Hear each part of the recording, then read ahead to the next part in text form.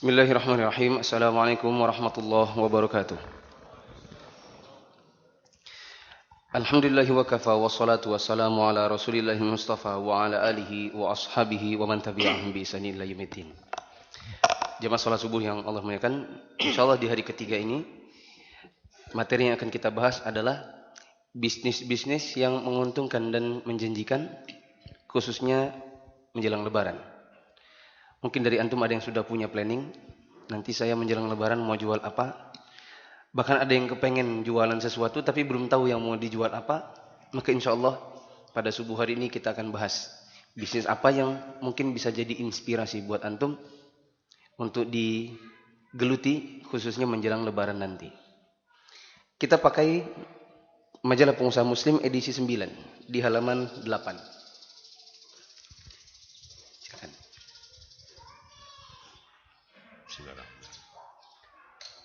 Meraup laba di musim lebaran. Ini kita kayak dengerin radio. Di bisnis musim lebaran. Bulan Ramadan dan Idul Fitri merupakan bulan penuh berkah. Momentum tahunan selama bulan Ramadan dan Idul Fitri ditandai setidaknya oleh 3 peristiwa ekonomi, yaitu jumlah arus mudik yang besar, transaksi retail yang meningkat tajam, dan besarnya jumlah uang masuk dari kiriman luar negeri. 3 peristiwa inilah yang mendongkrak dinamika keuangan nasional dengan berbagai dampaknya. Namun inilah fenomena alami yang telah terjadi tradisi masyarakat di Indonesia. Kita kayak dengerin radio RRI zaman dulu kayaknya. Untuk jumlah pemudik, setiap tahunnya memperlihatkan statistik yang selalu meningkat. Sebagai gambaran kasar, bila jumlah pemudik diperkirakan mencapai 30 juta orang dan mereka menghabiskan rata-rata 1 juta rupiah untuk berlebaran, maka tak kurang dari 30 triliun uang yang beredar. Kalau ada 30 juta orang mudik, satu hari satu orang rata-rata menghabiskan 1 juta, dan saya yakin pasti besar. Uang tiket, uang snack di jalan. Kalau mau mudik kan biasanya pasti bawa oleh-oleh. Anak kandung ke rumah orang tuanya bawa oleh-oleh apa? Kongguan, ya kan? Nanti pulang bawa beras karung. Yang dia bawa lebih murah daripada yang dia bawa pulang kembali. Ya. Nanti di sini dapat satu inspirasi bisnis. Apa itu? Siapa yang tahu? Dapat majalah. Apa inspirasi bisnis di sini? Oleh-oleh. Bisnis oleh-oleh. Antum kumpulkan amplang, kemudian kerupuk kepiting, keripik singkong. Antum kumpulkan jadi satu pak.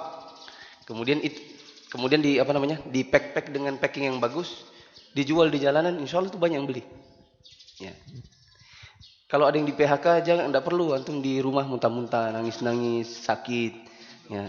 Duduk di dekat jendela menerawang ke awan, menatapi dulu uang tiap bulan dapat sekian juta. Enggak perlu. Antum duduk di jalan, packing barang, yaitu apa? Keripik singkong, amplang, kerupuk kepiting, macam-macam yang merupakan oleh-oleh Balikpapan. Di-pack jadi satu, jual murah, insya Allah banyak yang beli. Ya. Terus, ini inspirasi bisnis pertama adalah bisnis oleh-oleh. Lanjut. Fenomena lebaran dari arus mudik ini tentunya akan membantu uang berputar lebih cepat dan mendorong uang lebih merata ke daerah daripada hanya terkonsentrasi di kota-kota besar. Selain mudik dan aktivitas retail, peningkatan aktivitas perekonomian yang juga menonjol menjelang dan selama lebaran adalah lonjakan jumlah pengiriman uang oleh para tenaga kerja Indonesia atau TKI di luar negeri. Di Jawa Tengah misalnya, kiriman uang TKI pada tahun 2009 mencapai 71,7 miliar. Di Jawa Timur angkanya bahkan mencapai hampir setengah triliun rupiah. Apalagi dari tahun ke tahun, jumlah transfer uang dari para TKI terus meningkat. Pada tahun 2007, total transfer dari TKI mencapai 2,5 triliun. Sedangkan pada tahun 2008 hampir mencapai 4 triliun. Kita lanjut langsung ke jenis bisnis di sebelah. Jenis bisnis. Besarnya uang yang beredar saat lebaran tentunya merupakan peluang bisnis yang harus ditangkap oleh para pelaku bisnis. Sejumlah jenis bisnis yang kerap mengalami lonjakan omset saat lebaran diantaranya bisnis makanan dan kue lebaran, termasuk bisnis parcel, bisnis pakaian dan aksesorinya, bisnis jasa laundry dan cleaning service, bisnis pulsa dan kartu lebaran, serta bisnis catering karena banyaknya pembantu rumah tangga yang mudik. Banyak bisnis yang bisa antum keluki nanti di hari-hari menjelang lebaran. Misalnya bisnis makanan, ya, bisnis buras, bisnis soto Banjar. Alhamdulillah orang di zaman ini entah bagus atau tidak bagus ya. Orang di zaman ini lebih suka instan. Dia tidak suka lagi masak sendiri, bercapek-capek. Apalagi semakin banyak orang belajar agama, mereka semakin memahami bahwa 10 hari terakhir mendingan ibadah dibandingkan masak. Akhirnya di zaman ini banyak orang kue sudah nggak bikin sendiri lagi. Orang lebih banyak pesan, lebih banyak beli. Begitu juga makanan-makanan yang biasa dihidangkan seperti ya buras, kemudian soto Banjar, kemudian bubur-bubur Manado dan yang lainnya. Kebanyakan orang di zaman ini lebih suka beli, pesan dibandingkan bikin sendiri. Ya, karena lebih penting mereka iktikaf, baca Quran di hari-hari terakhir. Ya, maka antum bisa bisnis ini. Berarti nanti antum yang ndak iktikaf, antum yang ndak baca Quran. Ya. Kemudian bisnis kue lebaran. Ini tidak harus antum yang beli. Nanti setelah artikel ini, insya Allah kita akan baca artikel tentang pengusaha kue lebaran. Yang dia bikin 114 macam kue, 500 karyawan dengan omset sekian juta. Ya. Antum tidak harus beli sendiri. Nanti di bagian sini, kalau dikulik-kulik majalahnya ini, nanti ketemu direktori tempat mengambil kue kering. Misalnya yang ada di Bandung atau di Jogja. Antum ambil, drop di Balikpapan ini antum bisniskan. Kemudian bisnis pakaian. Kalau ini jelas, seperti pakaian muslim dan muslimah, maka biasanya yang seperti ini akan banyak laku di hari-hari menjelang lebaran. Bisnis jasa laundry, cleaning service, ya, bisnis laundry kering, ya, laundry karpet, ya, kemudian bisnis penyaluran jasa pengecatan rumah, ya. Kemudian di sini ada jasa bisnis pulsa. Adapun kartu lebaran ini sudah tidak zamannya lagi, orang di zaman ini sudah tidak pakai lagi kartu lebaran. Kemudian bisnis catering. Ya. Nah, bisnis catering ini saya inspirasi. Coba di antara antum siapa yang jualan makanan? Angkat tangan. Makanan besar gitu. Angkat tangan. Antum jual apa? Oh, nasi goreng. Abu Rias nasi goreng. Sana apa? Buras. Ada lagi? Bebek. Apa lagi? Sayur matang. Nah, ini beberapa orang bisa jadi satu. Kemudian iklannya satu saja. Catering di hari lebaran. Ya. Kemudian berkumpul beberapa orang, satu menyediakan buras, satu menyediakan bebek, satu menyediakan ini, satu menyediakan ini. Bergabung jadi satu, iklannya satu, kemudian maju di pasaran cuma satu. Ya. Karena kalau orang nyari di zaman sekarang maunya yang sekali pesan bisa semuanya. Gitu. Tahun lalu waktu saya khutbah di Regensi, khutbah Id, setelah itu kemudian diundang makan di rumahnya salah satu panitia. Yo makanannya macam-macam. Catering besar yang ngurusi. Kalau ikhwan-ikhwan, khususnya yang sudah di PHK, bikin masing-masing satu menu, bergabung berempat, berlima, berenam, lalu kemudian beriklan dengan satu bendera, maka insya Allah banyak yang mau. Nah, seperti dialami Ina Cookies, sebuah usaha di bidang kue kering yang cukup ternama di Bandung. 2 bulan sebelum puasa, Ina Cookies sudah meningkatkan kapasitas produksinya. Targetnya kue kering harus sudah sampai di toko-toko minimal 3 minggu sebelum lebaran. Apalagi banyak pesanan datang dari luar Bandung, sehingga masalah pengiriman barang yang padat saat dan selama lebaran harus diperhitungkan. Kue kering Ina Cookies bukan hanya tersebar di Bandung atau di Jawa Barat, tetapi juga di kota-kota besar lainnya di Indonesia. Padahal Ina Cookies tidak membuka outlet cabang, tetapi mengandalkan agen-agen. Saat ini perusahaan itu hanya mempunyai outlet Ina Cookies di Bekasi, terutama untuk melayani konsumen dari Jakarta dan sekitarnya. Ini bisnis, salah satu bisnis yang bagus di hari-hari menjelang Lebaran, yaitu jual kue Lebaran. Di zaman ini jarang sudah, tidak seperti tahun 90-an. 90-an orang bikin sendiri di rumah. Ya. Saya zaman 90-an masih ikut mama, gulung-gulung adonan. Tapi ini kasih garpu nak, dikasih garpu itu kue nastar satu-satu. Ya dikasih gini, ikut juga membantu. Tapi di zaman ini kami sudah tidak pernah lagi bikin sendiri. Semuanya pesan. Ya. Nah, kalau Salome kira-kira laku nggak kalau di Lebaran? Mana Mas Agus? Mas Agus mana? Gak ada.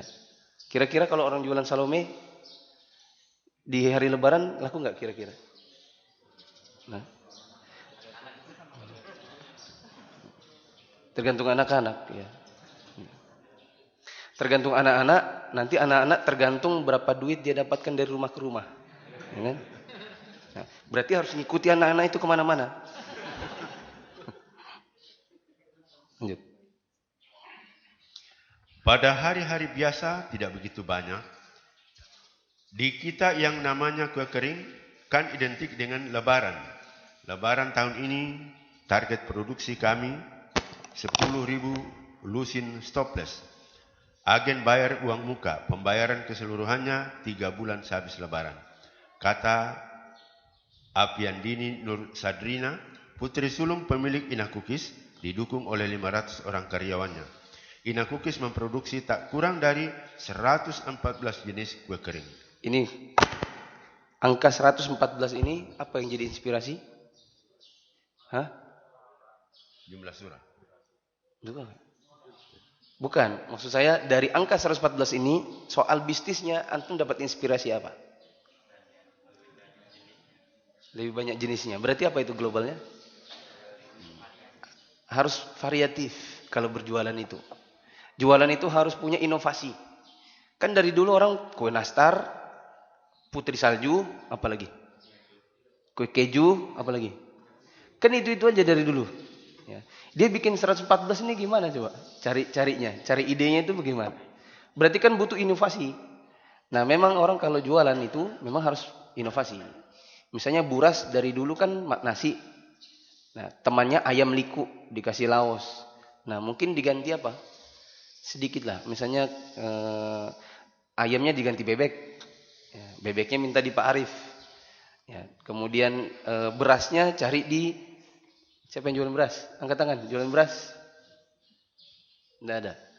Cari di apa namanya? Dimodifikasi. Ya, sehingga nanti makanan kalau semakin banyak inovasinya, maka insya Allah semakin banyak juga pelanggannya. Terus. Pengalaman tak jauh berbeda juga dialami Hajah Husna, pemilik Hasta Indah Bordir and Collection yang terletak di kawasan Tanggulangin, Surabaya. Ini sekarang soal pakaian.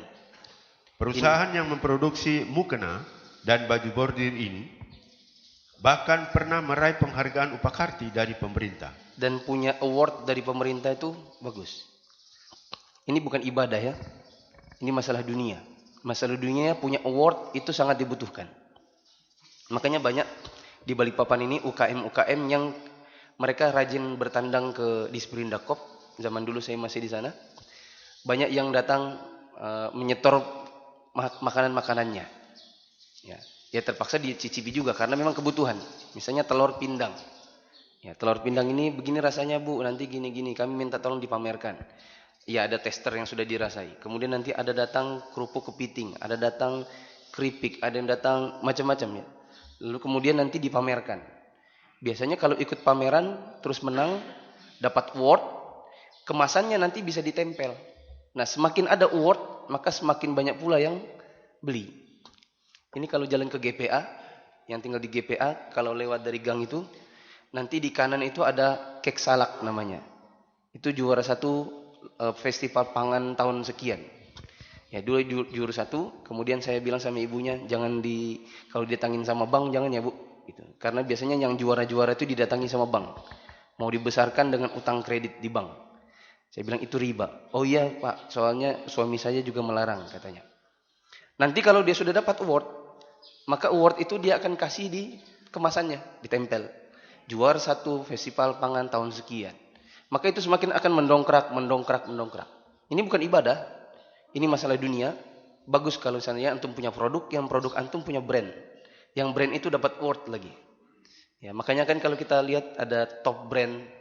Ya, kalau kita lihat di sebagian produk-produk makanan itu ada top brand, ada misalnya pemenang festival pangan nasional dapat ini, dari sini dapat Upakarti. Ya. Nah, kalau pada bulan-bulan biasa Hasta Indah Bordil bisa mendapatkan omset 90 sampai 150 juta rupiah. Maka di bulan Ramadan dan Lebaran omset penjualannya bisa meningkat hingga 50%. Grosir dan showroom Hasta Indah memang sering dijadikan kulakan oleh beberapa showroom dari berbagai daerah. Di antaranya dari Bali, Nusa Tenggara Timur, Nusa Tenggara Barat, Kalimantan, dan Jakarta. Bahkan produk Hasta Indah juga menjadi langganan turis dari Singapura dan Malaysia. Diakui oleh Haja Husna, pemilik Hasta Indah, prospek usaha mukena dan baju bordir dengan kualitas yang baik dan halus sangatlah diminati. Afwan, yang sebelumnya di situ ada kata-kata grosir dari showroom Hasta Indah ini memang sering dijadikan kulakan oleh beberapa showroom. Maka saya sarankan kepada antum yang punya channel untuk bisa bikin grosiran, sangat bagus untuk antum menjual yang jualannya ke agen-agen. Ya, bukan dijual sendiri. Saya juga jualan, saya distributor tunggal sarung celana di Balikpapan. Saya tidak jual sendiri satu-satu, tapi saya cari agen. Untung sedikit, tapi yang laku lebih banyak. Dibandingkan untung banyak, nyari satu-satu itu setengah mati. Ya. Maka bagus kalau seandainya ada orang bisa bikin lebih banyak, lalu kemudian agennya juga banyak. Untung sedikit, tapi banyak lakunya. Sebenarnya lebih bagus daripada banyak laku, besar untungnya, tapi jarang-jarang. Nyari konsumen yang susah. Dan terus.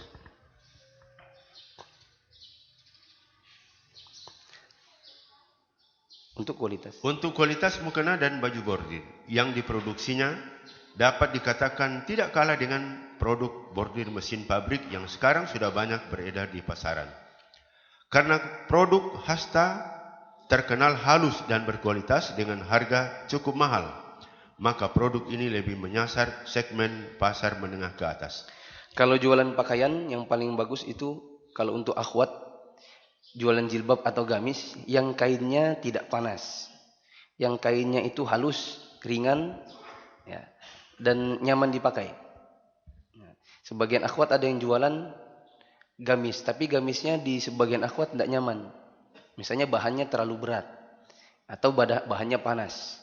Ya, jualan-jualan gamis atau jilbab, ya, atau mukena kepada akhwat itu yang paling diminati adalah yang halus, ringan, dan tidak panas. Jadi nanti cari yang model seperti itu. Terus. Begitu juga dengan bisnis peci dan kopiah, tak lepas dari limpahan rezeki saat Lebaran. Ini beda lagi soal peci. Ya.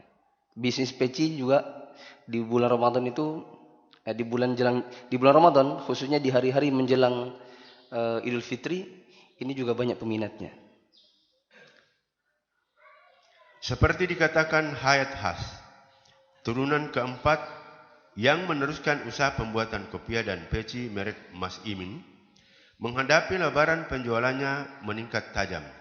Kalau pada hari biasa hanya laku 10 atau 20 saja, menjelang dan saat Lebaran penjualannya melonjak hingga terjual lebih dari 100 buah setiap harinya. Peci atau kopiah merek Mas Iming sudah sangat dikenal di kawasan Bandung dan sekitarnya. Usaha ini telah berdiri sejak tahun 1912 dan mampu bertahan hingga hampir 1 abad ini. Ini yang perlu lihat adalah rahasia awetnya. Ada usaha dari 1912 sampai sekarang hampir 1 abad yang menjalankan sudah turunan keempat. Ini yang perlu digali adalah apa rahasia awetnya.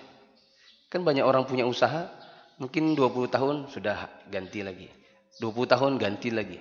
Ini hampir setengah, kalau sekarang sudah 1 abad ya.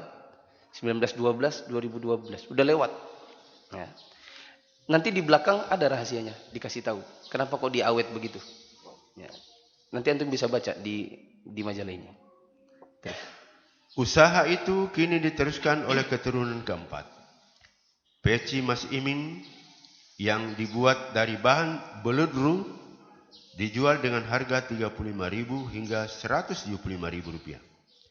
Sedangkan pembelinya bukan hanya dari Bandung atau Jawa Barat, tapi juga dari luar daerah seperti Jakarta, Banten, Semarang, Surabaya, dan berbagai wilayah lainnya di Indonesia. Bahkan kopi Mas Imin juga sudah go internasional, karenanya banyaknya pesanan dari Malaysia dan Brunei. Lain lagi dengan Haji Samsul Huda, pengusaha di bidang pembuatan tas kulit asal Tanggulangin, Surabaya.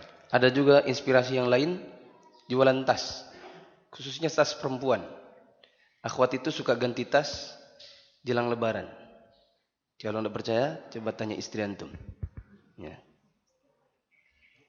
Bermodalkan kepercayaan dan modal Rp2 juta, usaha yang dijalankan sejak tahun 1995, kini omsetnya mencapai Rp4 juta per hari. Bahkan untuk momentum tertentu seperti pameran ataupun perayaan lebaran, omsetnya bisa naik minimal 50%.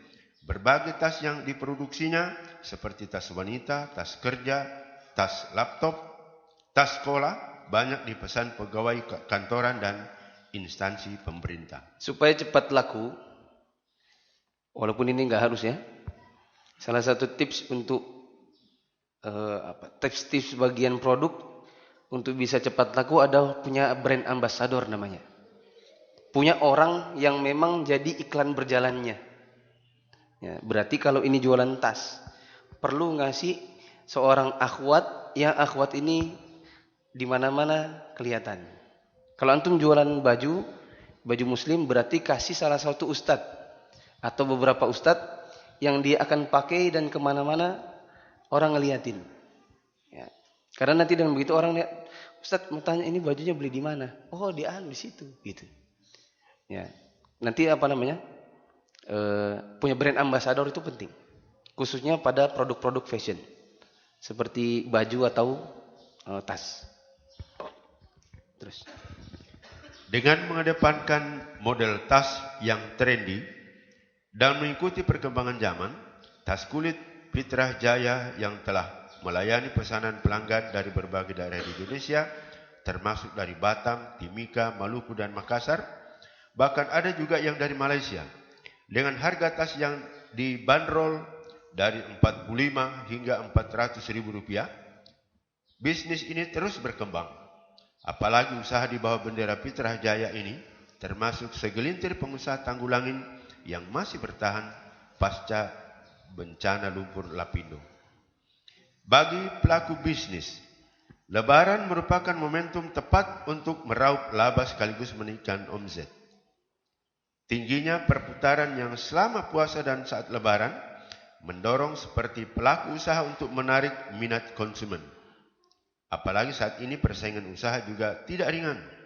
Jumlah pelaku usaha pada produk yang sejenis cukup banyak sehingga diperlukan promosi dan strategi yang efektif. Yang jelas puasa Ramadan dan lebaran merupakan momentum yang terlalu berharga untuk dilewatkan dalam ikut meraup laba. Saya usul satu lagi, inspirasi bisnis yang nggak disebutkan di sini. Bisnis rental atau jual beli mobil. Itu jelang lebaran banyak. Yang punya mobil, kalau antum punya mobil 2, atau antum mau mudik, mobilnya ditinggal, mending titip di rental. Atau ada ikhwan yang menampung beberapa mobil. Di Jogja itu ada ustadz. Ada ustadz, dia kerjasama dengan beberapa ikhwan yang masing-masing punya mobil. Jadi masing-masing ada mobilnya gitu ya. 10 orang.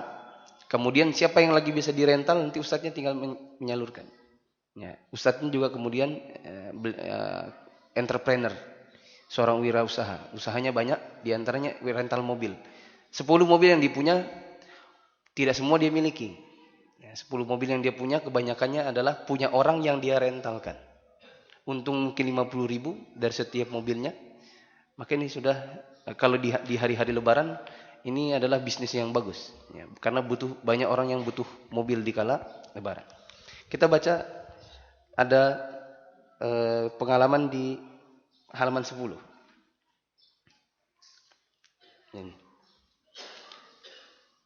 Ini inspirasi untuk yang mau bisnis pakaian.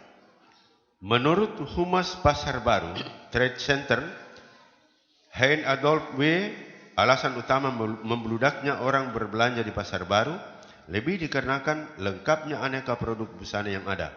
Apalagi harganya juga relatif murah. Apalagi kota Bandung dipandang oleh banyak orang sebagai kiblat segala busana, khususnya busana muslim. Untuk menyambut ramainya pembeli menjelang Ramadan, sejumlah pemilik kios di Pasar Baru terlihat merapikan produk dan merancang strategi pemasarannya. Namun beda halnya dengan Insinyur Haji Joko Sasongko, pemilik Amanah Muslim, saat ditemui di kios pusatnya di lantai 4 Blok A2 80. Pengusaha yang menyediakan aneka perlengkapan muslim dan haji ini justru terlihat santai. Bagi lulusan teknik fisika ITB ini, melayani pembeli pada hari-hari menjelang dan saat Ramadan sama saja dengan hari-hari biasa, yaitu dengan penuh hormat dan tanggap. Saya kasih tips, kalau antum mau jualan, usahakan melayani itu dengan sepenuh hati. Melayani itu dengan hormat. Ya. Saya dapati sebagian orang, ya ikhwan-ikhwan juga, jualan tapi melayaninya agak jutek. Jutek tuh ya.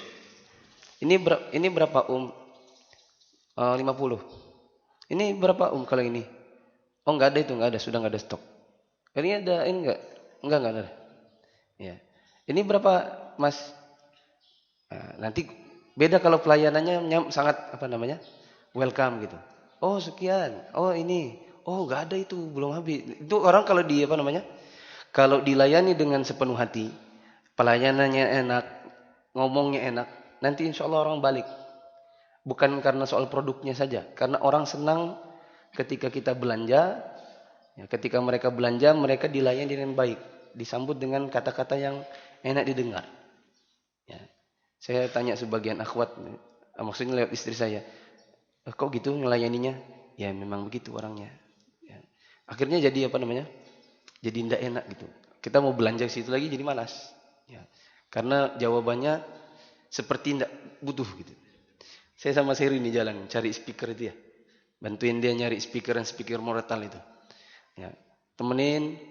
Kemudian kita sampai di salah satu toko komputer. Ini berapa Mbak? Oh harganya sekian. Ini kalau beli sekian berapa diskonnya? Sekian. Kalau saya pesan sekian, kira-kira datangnya berapa lama? Saya tanya dulu ya sama bos saya. Bosnya ada. Bosnya langsung jawab, kalau cepat-cepat nggak usah, saya nggak kepengen, nggak bisa. Loh, saya baru mau nanya kok. Saya kalau saya pesan sekian banyak, kira-kira sampainya berapa? Ya kan Mas? Ya. Berapa lama maksudnya? Seminggu, 10 hari. Karena ini sebentar lagi mau dipakai. Ya. Tapi menjawabnya, oh kalau cepat-cepat nggak usah. Saya nggak melayani yang gitu. Duh. Kan orang setelah itu malas balik lagi. Ya. Maka itu kalau jualan menyambut atau melayani pertanyaan pelanggan itu memang harus bagus.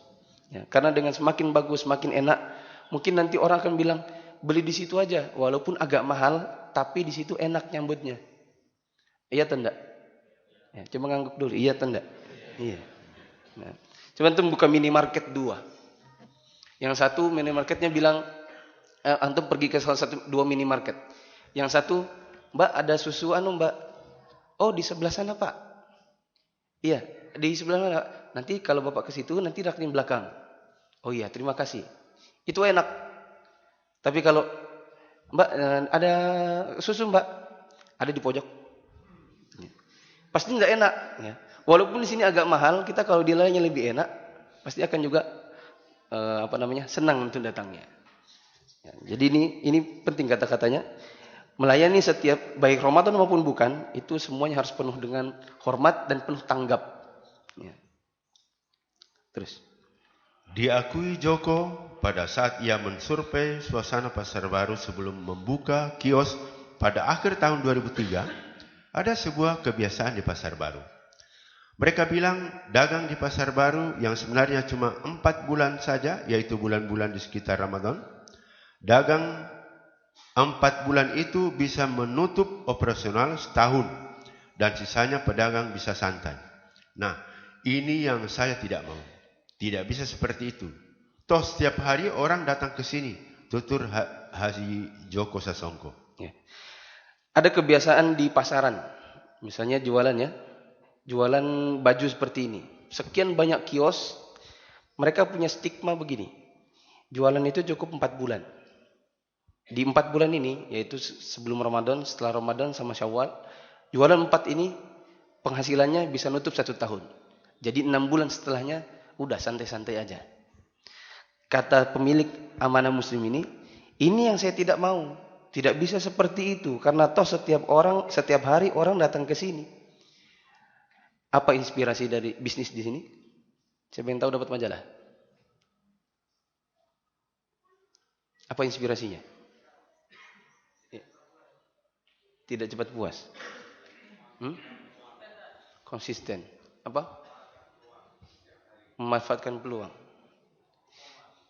Saya inspirasi itu bagus semua inspirasinya. Tapi yang saya pikirkan adalah think out of the box. Berpikir di luar kotak. Jangan ikuti kebanyakan mindsetnya orang. Mindsetnya orang-orang di sekitarnya adalah jualan dagang 4 bulan, sisanya santai-santai. Lalu orang melakukan itu. Adapun dia beda. Dia bilang nggak bisa seperti itu. Kita harus begini dan begitu. Ya. Berpikir di luar mindsetnya kebanyakan orang. Ya. Seperti yang misalnya antum jualan koko. Mas Fatoni sama Mas Chandra itu kan kokonya identik tuh, cuman tukaran warna. Coba perhatikan. Coba Mas berdiri berdua. Itu apa? Berdiri berdua. Ini identik enggak? Cuman tukaran warna kan? Putih abu-abunya hitamnya kan cuma ditukar-tukar. Ya atau enggak? Ya atau enggak? Sudah. Ini namanya in the box. Cara berpakaiannya in the box. Ya, cari yang out of the box, di luar dari kotak pemikirannya masyarakat. Coba Abu Ahmad, antum bertiga berdiri, antum berdua. Kalian. Berdua. Ini senada enggak?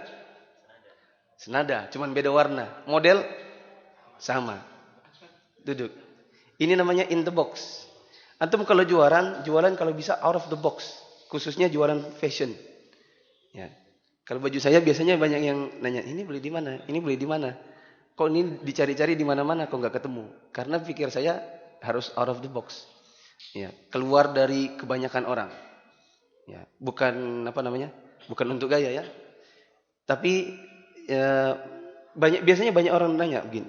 Ini nanti ketika dia bertanya, saya kasih tahu, antum beli ini di sini, beli di sini. Kalau antum jualan pakaian, antum belinya di sini, di sini. Cari itu yang begini. Ya, beberapa saya dikasih satu baju dari Ammar Shop itu. Ya. Di sininya batik, tapi dia koko. Ini ada temanya. Temanya adalah tema batik. Tapi pada koko yang penempatannya bukan batik saja. Ya, ada bordirnya. Ini namanya koko jas. Biasanya buat nikah karena ini memang baju nikah saya. Ini nggak dipakai oleh banyak orang. Ya. Karena ini memang belinya khusus juga. Nah, kalau antum jualan fashion, bagus yang out of the box. Ya, karena di luar dari pemikiran banyak orang, makanya banyak kan ada toko-toko fashion yang dia jual satu baju satu. Nggak ada penyamanya. Nah, biasanya walaupun agak mahal, banyak orang yang mau beli seperti itu. Ya, ini berpikir out of the box. Jangan berpikir dengan pemikiran kebanyakan orang. Lanjut. Haji Joko.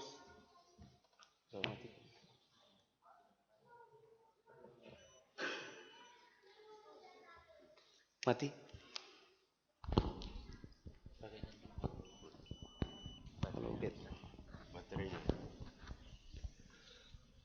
Haji Joko Sasongko tidak memungkiri pada bulan-bulan menjelang Lebaran terjadi kenaikan transaksi jual beli di kiosnya.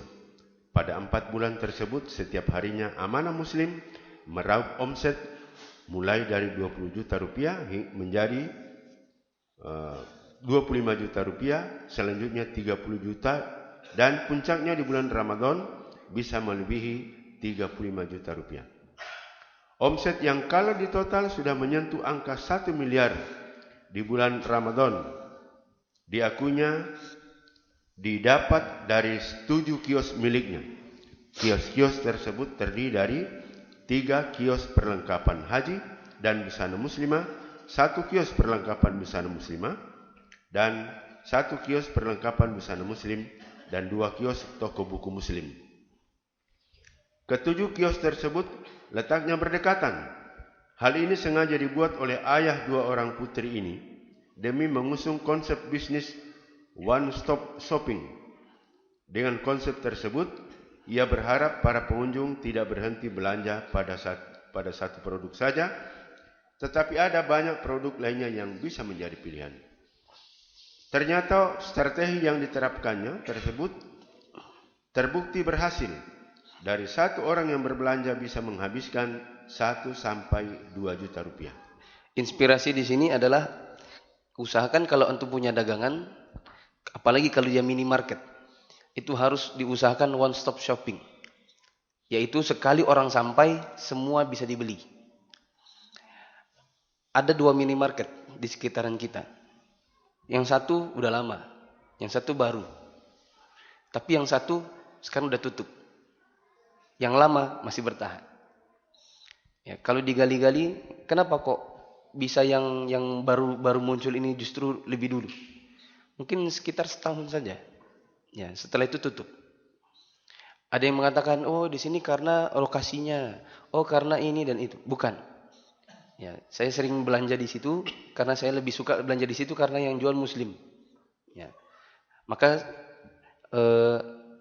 saya sampaikan, sebenarnya ini kesalahannya yang bikin dia cepat selesai ini, bangkrut maksud saya, atau tutup ini adalah orang sekali datang nyari ini nggak ada, nyari itu nggak ada, nyari ini habis.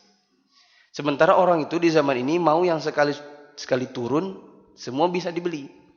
Makanya banyak orang suka ke mall. Sebenarnya bukan karena soal mallnya saja, tapi sekali datang banyak yang bisa dibeli. Ya. Ada satu minimarket, ya, punya orang muslim juga. Jualannya sebenarnya tempatnya kecil aja. Tapi di sini ada roti, di sini ada makanan, di sini ada ini, bahkan di sini ada sampai sikat gigi, bahkan sampai bawang pun ada. Jadi orang sekali nyampe bisa beli macam-macam. Ya. Tidak perlu pindah-pindah lagi. Tapi minimarket yang sudah duluan tutup itu, ke sini ada nggak? Oh nggak ada. Ini nggak ada. Jadi belinya sedikit. Lama-lama orang pun berpikir, saya ngapain ke sini? Mending yang ke situ aja. Jarak nggak sampai 500 meter. Mungkin jaraknya sekitar 100 meteran saja. Ya. Mending saya ke situ karena di situ sekali nyampe banyak yang bisa dibeli, nggak buang waktu. Nah, ini one stop shopping yang perlu ditiru. Di mana toko ini, kalau kita lihat gambarnya, koko ada, sarung ada, peci ada, kurma ada, mukena ada, terus dibilang buku ada. Ya, mungkin kayak Ammar Shop itu perlu ini kan dia baru buka. Ke depan kalau dia one stop shopping, insya Allah lebih banyak. Ya, dikarenakan sekali orang sampai banyak yang bisa dibeli. Nah, kalau kargo gitu nggak bisa nggak? Abu Ridho. Yang sekali nyampe bisa kirim ke banyak daerah. Bisa, oh bisa. Nah. Jadi sekali nyampe, Pak saya mau kirim ini ke sini, mau kirim ini sini, mau kirim ke sini. Beda tempatnya. Oh bisa semua. Bisa orang, mau kirim di mana? Situ aja. Soalnya di situ sekali nyampe kamu bisa kirim banyak tempat. Kalau ini bisa Pak. Oh ini bisa, yang ini nggak bisa, ini nggak bisa, nggak bisa. Lebih banyak nggak bisanya daripada bisanya. Biasa-biasa orang nggak mau lagi. Ya, maka karena memang servis itu, ya kan ada yang namanya ada yang namanya perdagangan, ada yang namanya servis atau jasa. Ya. Nah jasa itu memang harus memuaskan. Ya, di antara kepuasan pelanggan adalah sekali sampai banyak yang bisa terlayani. Lanjut ke sukses dengan one stop shopping. Sukses dengan konsep one stop shopping. Mulanya pada November 2003, Amanah Muslim memiliki satu kios yang dibeli dengan harga 200 juta rupiah. Sedangkan untuk pengadaan barang dan fasilitas pertokoan saat itu menghabiskan 35 juta rupiah. Dengan kios ukuran 6,25 meter persegi dan jumlah barang yang masih sedikit, Amanah Muslim sudah memberanikan diri menyebut dirinya sebagai one stop shopping. Sedikit tapi banyak macamnya, mungkin lebih bagus daripada satu macam lalu stok antum bertumpuk-tumpuk. Misalnya antum bikin seperti Ammar Shop itu, masuk di situ ada koko celana, baju perempuan, jilbab, ada buku kecil di sebelah situ, ada baby shop, ada peralatan bayi. Mungkin kalau ini kokonya dipersedikit, mungkin itemnya nggak terlalu banyak. Ya. Yang dibanyakan adalah varian. Ada koko ini, ada koko ini, ada bagian yang koko nikah, ada ini dan ini. Nanti di celana ada yang ini, ada yang ini, ada yang ini. Gitu. Tapi setiap itemnya nggak perlu stok banyak. Yang penting orang ketika sampai ada ini, ada ini, ada. Ada semua. Kalau ini ada, semuanya ada. Itu seorang akan senang. Mau kemana?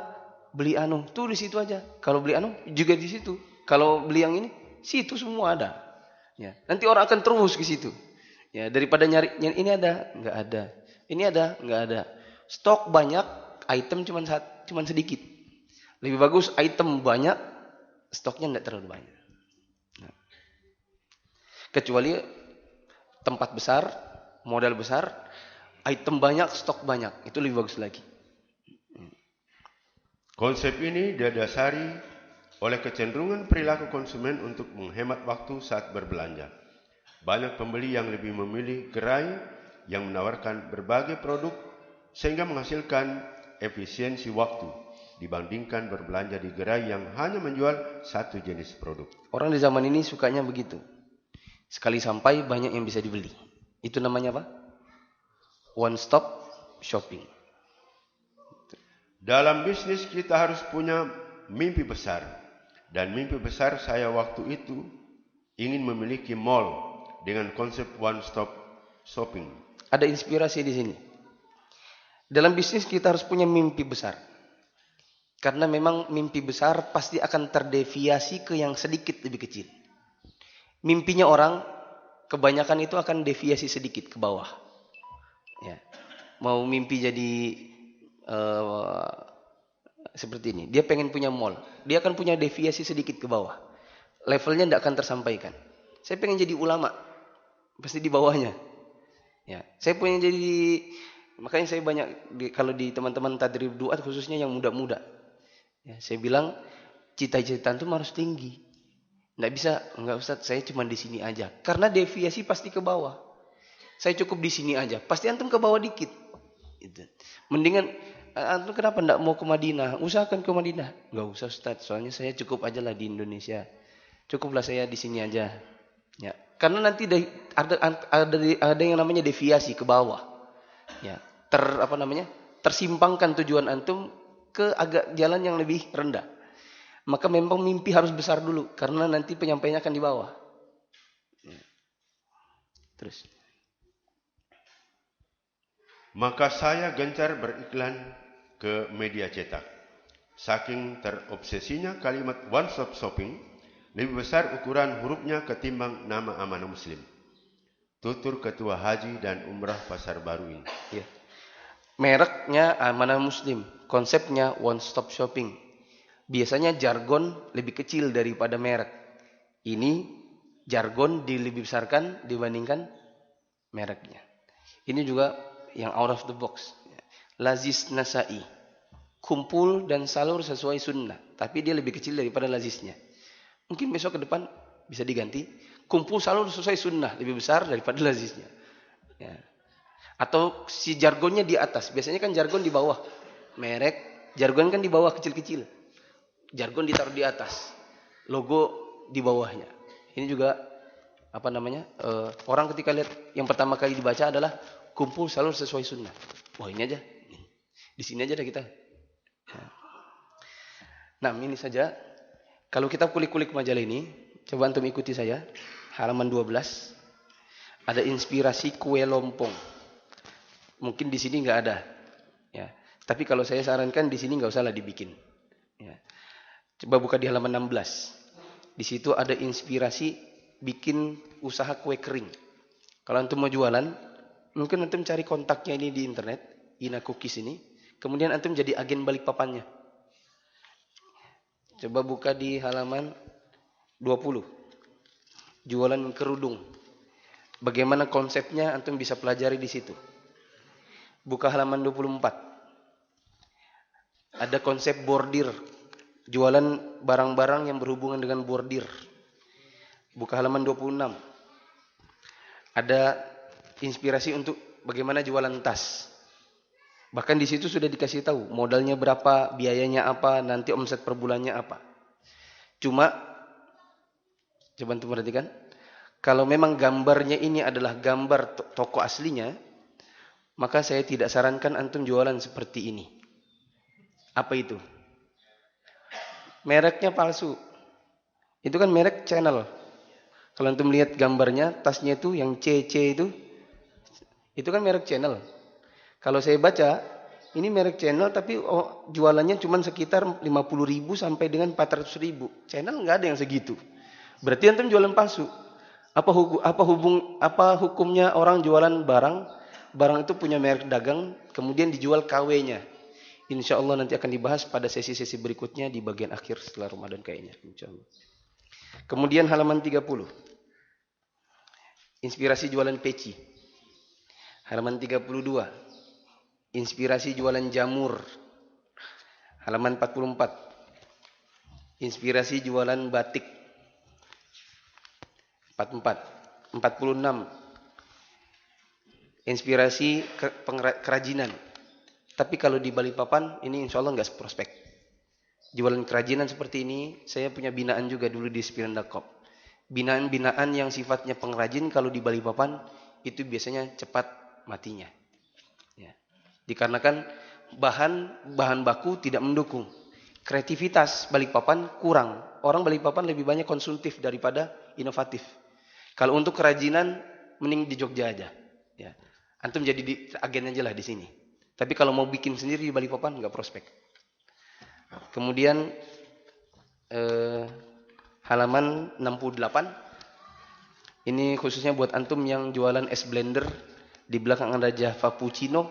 Antum bisa tiru bagaimana cara dia jualan. Kalau memang pengen bikin beginian, Java Puccino. Kan sekarang lagi rame tuh tempat-tempat jualan kopi. Lalu kemudian ada tempat nongkrongnya itu kan lagi rame ya. Ya. Kopi putih 5.000, white coffee 50.000, kan? Teh hitam manis 1.500, black tea berapa? 15.000, gado-gado 15.000, Japanese salad with sauce of the kacang 30.000. Antum ganti nama di zaman ini beda harganya.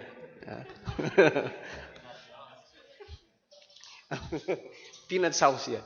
Japanese salad with peanut sauce. Ya. Itu harganya udah beda. Nah, antum mau jualan kayak gini, kasih tempat sedikit, mungkin minta Pak Afrizal. Pak Afrizal, nanti lahannya buat saya segini ya, saya sewa lah misalnya. Ini ada bapaknya. Ya. Antum ratakan, bikin tempat yang cozy, yang bagus, kemudian jualan aja di situ, teh, kopi. Lalu yang jadi pelanggan ikhwan-ikhwan ngobrolin dakwah gitu. Tapi jangan mahal-mahal. Kalau perlu ganti black coffee antum ganti dengan bahasa Arab, ya. Black coffee qahwah al-baydha misalnya. As-sauda. Nah, jangan jualan habatus sauda, insyaallah enggak ini. Nah, ini saja. Ada pertanyaan?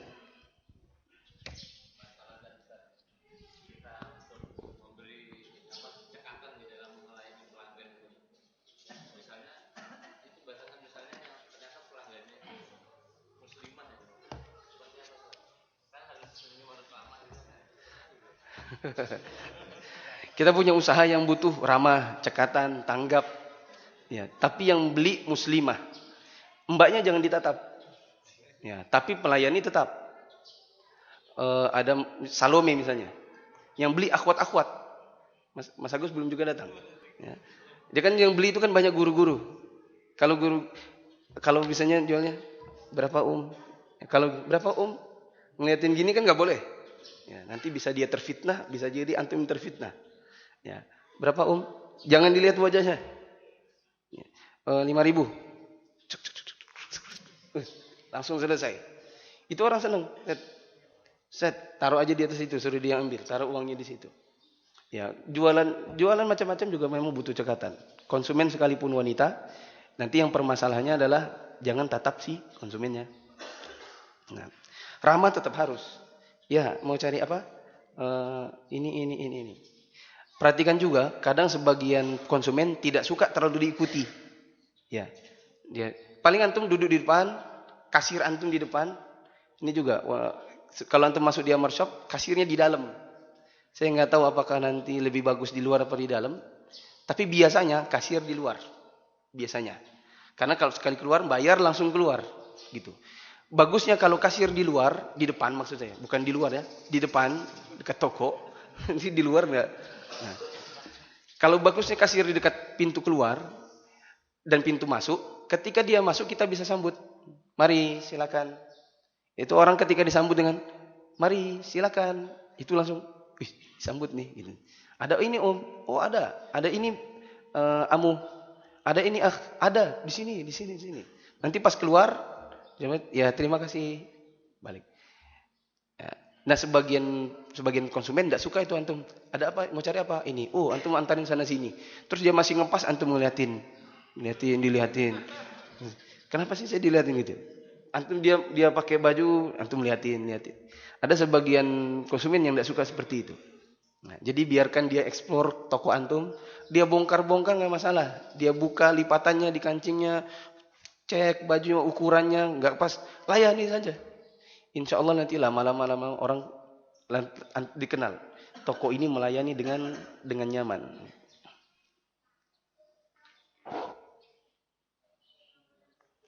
Mana mic-nya? Mati ya? Iya dah.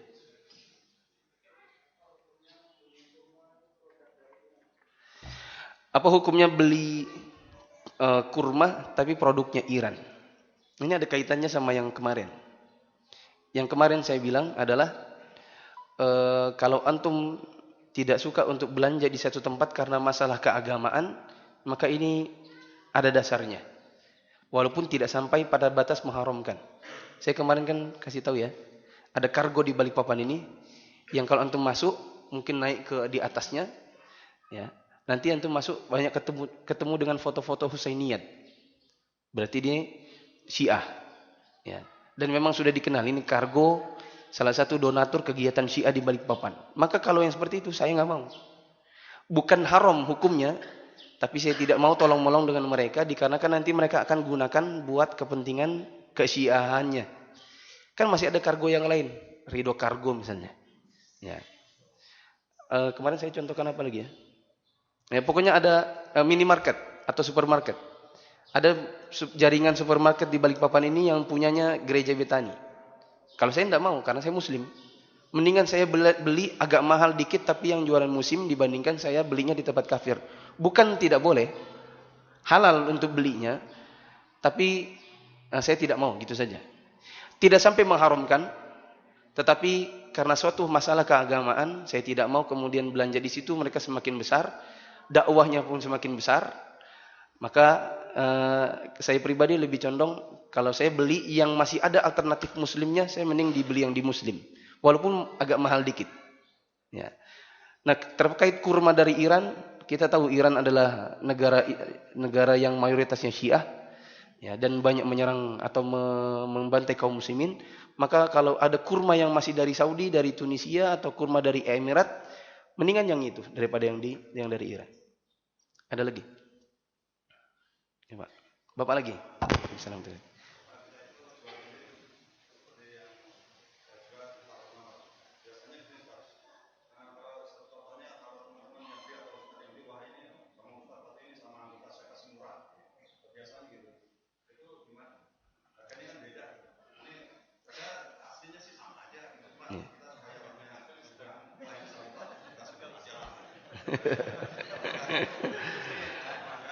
Ya.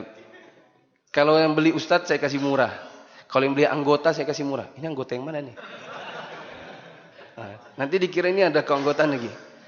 Nanti dikira ada kartu keanggotaan untuk masuk Masjid Nasai. Kalau untuk ustadz kasih murah, bagus. Kalau kasih yang mungkin dikenal, sering dilihat di pengajian, ketemu, bagus, boleh, tidak mengapa. Tapi kalau di masyarakat umum, ya misalnya ibu-ibu datang nggak berjilbab, oh saya kasih murah. Tapi kalau jilbabnya jilbab panjang, saya kasih murah, bagus, tidak masalah, baik itu. Nah, nanti bapak tokonya di mana? Pasar Pandansari. Nah, kalau saya ke sana kasih harga murah, ya.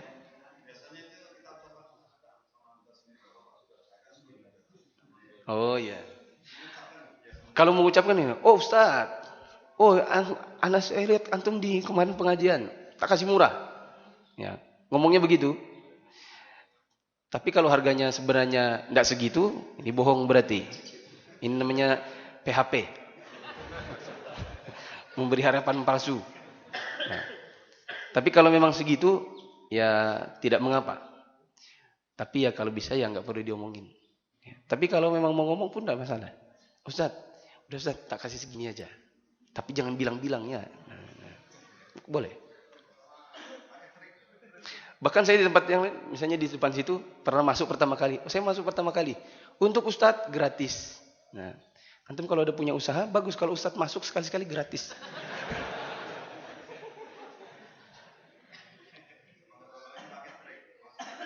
Pak, ceklik. Pakai trik.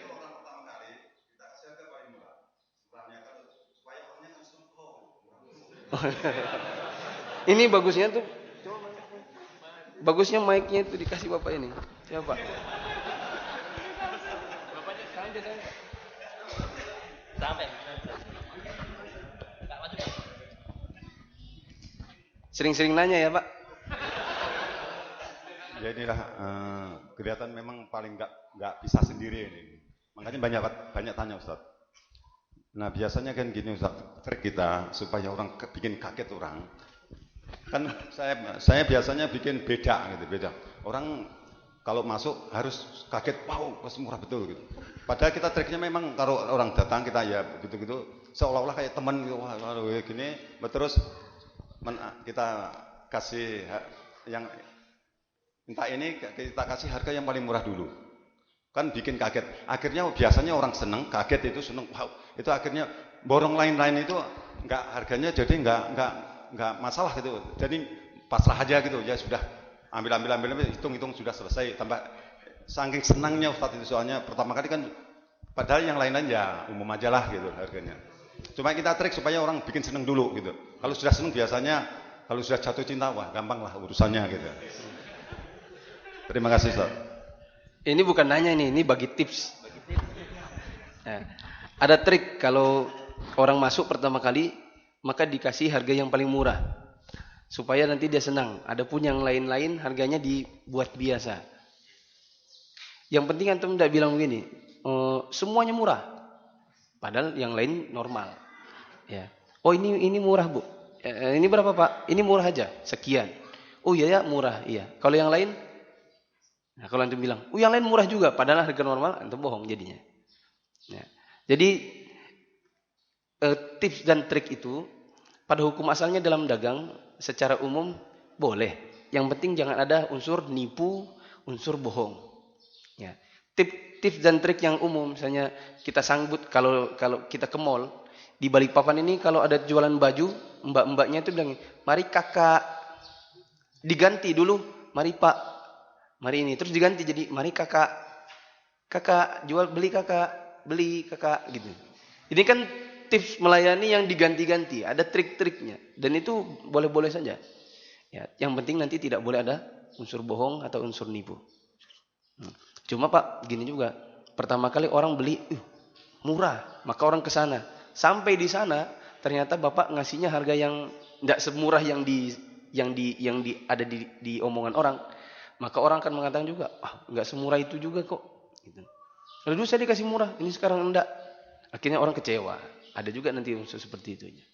Tapi hukum asalnya boleh selama tidak ada nipu, tidak ada bohong. Terakhir, subhanakallahumma hamdika asyhadu an la ilaha illa anta astaghfiruka wa atubu ilaik. Wassalamualaikum warahmatullahi wabarakatuh.